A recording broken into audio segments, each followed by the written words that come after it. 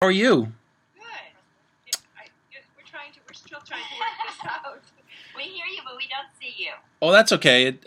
It typically, since this is a podcast, I don't record video. I mean, if you like, I can try to. No, it's Oh, just fine. I can Oh, see you. I can see myself. Okay. can you see me?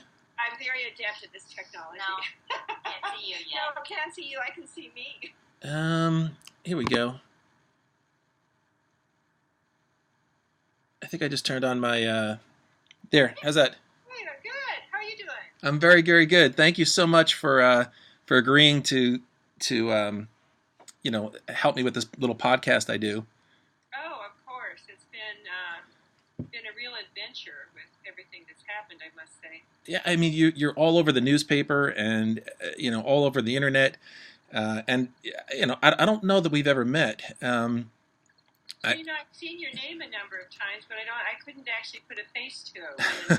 Well, So I'm glad we finally meet. yeah, that's very nice to meet you. And I went over. Did a little bit of research on you, and I was really very, very impressed by your life and your resume. I brought my wife down, and I said, I can't believe we never bumped into each other. I I did my tox training in Denver with Rick Dart and Greg Bogdan and Ken and Hurd. But I know quite a bit of people from the Cincinnati program, and although, like I said, I have yet to have made your acquaintance. Did I get that right? Were you the first female intern in Nebraska? Did I read that right? Yeah, North Dakota. Oh, North Dakota. I'm sorry. You're right. That you're from Fargo, right? Well, that's where I did my internship. Yeah, I grew up in a small town, North Dakota, but I did my internship in Fargo. That's right. Mm-hmm. So when I went to medical school in North Dakota, back in the dark ages, there were only 4 female physicians in the state. Mm-hmm. Wow. Yeah, so there weren't a lot of women. Now it's very, very different, obviously. But Mm-hmm. Is Fargo anything at all like the movie or the TV series? they really killed that accent. I mean, if people like that talk, I wouldn't be able to understand them. But certainly the winters are like what they say. But you had some bad winters in Denver. Yeah, we did. We had some very interesting weather in Denver. We had some hailstorms. My wife was from Japan, and we met when I was stationed over there with the Navy. And when we got married and came, and our first apartment was in Denver, and she had never seen a hailstorm before. We got this one hailstorm. These rocks came down from the sky the size of golf balls, destroyed cars. She was, terrified. It was quite an adventure. So, Rick Dart was just finishing his fellowship. I was in Arizona for a couple of years. He was just finishing his fellowship when I was in Arizona. Mm-hmm. Really, I didn't see that on your CV. I know that your undergrad and your medical school were in North Dakota. Yeah. You did your residency in Cincinnati, correct? And then I did my fellowship there, too. I was one of the first fellows. Right. And I think I had some notes about you. I mean, this really wasn't meant to be an interview, I know. with regards to you. I mean, the more I read about you, and so you were the associate medical director of the Arizona Poison Center in Tucson, and I guess that's when Rick was there, huh? Yeah, that's when Rick was there. Did you know Vasopogen and Mary? No. He was at the University of Arizona. We did a arsenic chelation experiment in China with that. He was in the Department of Microbiology. He wasn't a physician. He was a PhD. And we got to go with a bunch of grad students to China a couple times during my fellowship, and it was just a fascinating adventure. Well, if I may, just speak to you a little bit about this this cluster of cases that you're heroically dealing with out there in Tennessee. There's been all sorts of information and misinformation on the internet and in newspapers with regards to these teens. Are there the last account I read, there were 4 individuals altogether. 2 of them are unfortunately deceased, and 2 are alive or were discharged from the hospital. Is that correct? Yeah, 2 were just seen in the emergency department and discharged. They weren't ill at all, and I still don't know the information in terms of how they were all together. So there were 2 deaths. One was found dead at the scene. The other one was transferred to an outside hospital. He had awoken and had a seizure. Or hadn't woken. His father, so he was unobserved for a long period of time. When by the time his dad gets there, he has a seizure, and then he's brought to an outside hospital, and then subsequently transferred to Vanderbilt. So I mean, it was pretty amazing.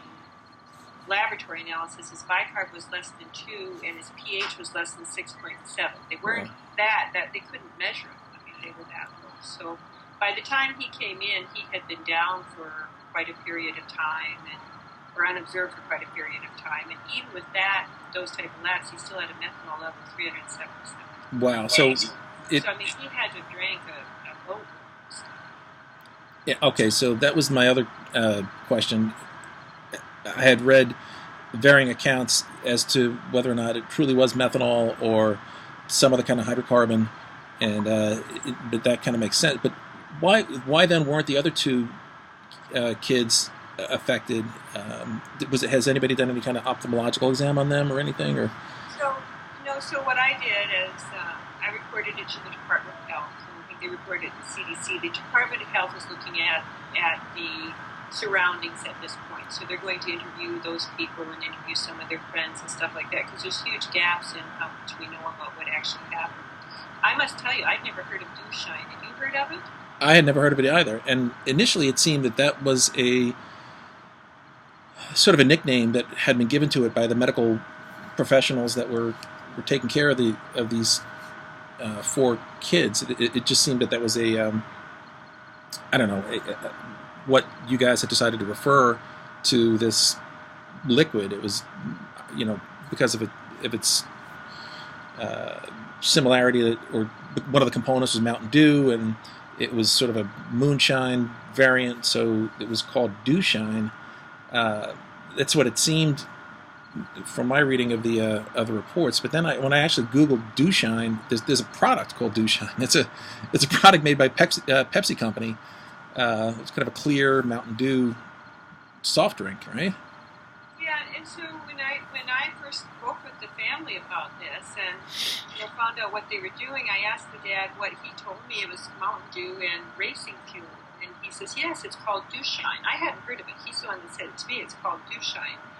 And so then I looked on the internet and found out that in Appalachia a number of years ago, when they made corn liquor or moonshine, they always mixed it with Mountain Dew or Sun-Drop. And so that's where the term originated from. But the people, surrounding this young man were very familiar with the term Dewshine. They were the one that gave the term to me. Dewshine. So I learned that racing fuel is like 99.5% methanol. Learned way more than I wanted to about racing cars. I discovered that if you drag race, then you want to use something that's very high in methanol concentration, because it gives you a real boost, but you can't put it in your car for long term because it's hard on the pipes. Mm-hmm. So this racing fuel came from a place where this young man had worked on cars. Wow. That's such a tragic story. And I think, putting together what I know and caring for this patient, I think that it was just a very unfortunate accident. I think these 2 young men were just, and I don't know if the 4 were all together at one time. I mean, you'd have to assume so, and that's something we will know in the not too distant future. But I think that it was just an inadvertent accident in which they thought that they could substitute this methanol for ethanol. Wow, that's such a tragic story. I don't know what to say. It is. I want to respect the privacy of the patients and so forth.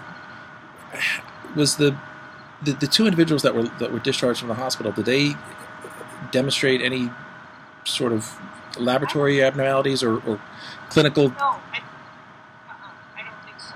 Huh. Wow.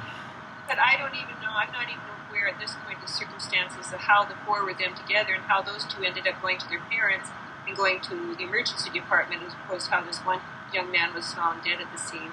and then the other one went home, walked into the house, went to bed. Mm-hmm. She was discovered the next day. So there's still a lot of sparse facts in terms of what actually happened. But I think it's important that the Department of Health is going to look at the epidemiology about this and interview the people surrounding the family and the friends and to determine if this is actually more of a practice than what we are aware of. I mean, I guess the fact that they used the word Dewshine, that wasn't something they looked up. That was something that says, oh yeah, it's called Dewshine. Mm-hmm. Well, it makes me wonder if the practice is a little more prevalent and they just don't take very much methanol Mm-hmm. in it. So the other thing I found on the internet was, if you look on the internet, there's this one picture that's got small green bottles that are actually methanol, and there's a sign behind it. It looks like it's at a Mackel or something, and it says, "These are not energy drinks." Mm-hmm. So it makes me wonder if there isn't some of them using methanol, thinking that it might be similar to an energy drink. Mm-hmm. It's just, you kind of look at all this stuff, and it's certainly not been verified clinically. This is the only time I've ever seen or even heard of Dewshine. Right. Yeah, I had never heard of it either. I had never even heard of the soft drink before. Have you seen? Is that something that you see in your part of the country? Is Dewshine something? The product sold by PepsiCo. Yeah. No, I hadn't seen it either. Hmm. No, I've never seen it. I don't know where. I wouldn't even know where to get it. Where to find it? Maybe I can. Like I said, I didn't know that it was made until I saw it on the internet. Did as far as you know, did any of the patients that you examined have appreciable ethanol levels? So so I only took care of the one young man. Okay. And the other two were at outside hospitals, and then just in the emergency department. So we got calls to the poison center about that. I see. The other adolescent was dead. Mm-hmm. So there was but the one young man that I took care of did not have any ethanol, and it was just complete with the methanol and the Dewshine. I see. Yeah, the methanol case that kind of sticks out in my mind was from New Year's Eve, 1999, and I was on call for the Poison Center in Denver, and I got a phone call from a psych hospital that a patient had been seen in the emergency department and was intoxicated and had a blood alcohol level, I think of about 200 or 225, and they watched him for a little bit and then discharged him to the psych hospital. He slept all day and then woke up at about 11:15 on New Year's Eve, just before the turn of the century, and he said he was blind, he couldn't see. And working back, it turned out that he had consumed both ethanol and methanol at the same time, and then had just slept off the ethanol, and when the methanol began to be metabolized, at that point there was just nothing to do really for that unfortunate guy. I'm sorry? Did his vision improve? No. Didn't. So I saw a kid a few years ago that for whatever reason, somebody put a combination of methanol and Gatorade in the refrigerator, which he drank over a period of 3 days and then started complaining about visual problems. And he was brought in, and he definitely had visual impairment, but it got better, interestingly. Well, I mean, the action of methanol on the retina is fascinating. It was brought back to me with this was illustrated to me by a patient I handled in Denver who would huff methanol-containing carburetor cleaner fluid, and this went on for over a year. And we had numerous, both myself and my fellowship partner Ken and Hurd, we both wrote at least a half dozen consults on her over the course of a year, and her vision was never affected. And I've had a conversation with Lewis Nelson up in New York to know, is it a pharmacokinetic or toxicokinetic issue when you huff methanol versus ingesting it? And he pulled a couple of articles for me that I think it was animal models that show, there seems to be you get a higher peak and then a rapid drop off. So as you huff it, so the effect on the retina is. Yeah, which is kind of a fascinating idiosyncrasy of the drug, of the poison. But Dr. Seger, I know you just finished rounds and you must be hungry.